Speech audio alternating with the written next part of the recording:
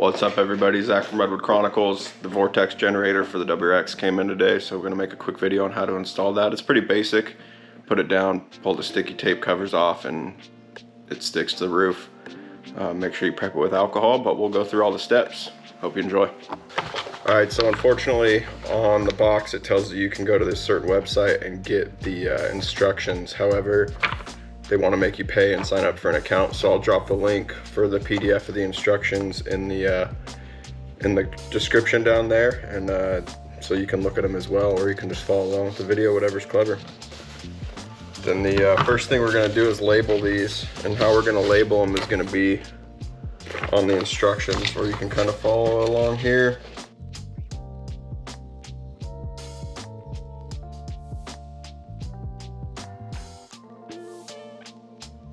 This is how we're labeled. I'll just take you around 1, 2, 3, 4, 5, 5, 6, 6, 7, 7, 8, 8. So those will be the order we wind up pulling them off in. Next thing we're going to do is give the roof a little bit of prep. Mine at least came with 2 alcohol wipes, it looks like. I'll use these. If yours doesn't come with these, you can use just a regular rubbing alcohol.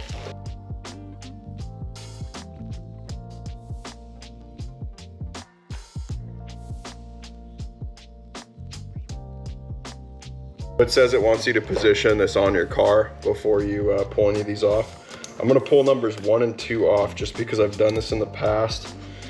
And it's easier if you have kind of a starting point to get it to stick a little bit, and then you can maneuver it into place and pull the rest of them off. All right, so we took number 1 and 2 off, which exposes just that little bit right there. And then we'll take this to the car.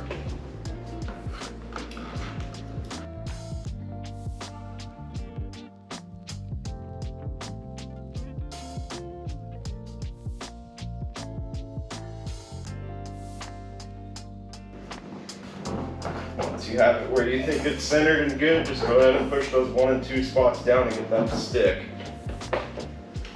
Got those 1 and 2s stuck down. Now we're just gonna pull off the rest. It's that simple. Just go in order. We'll start with number 3.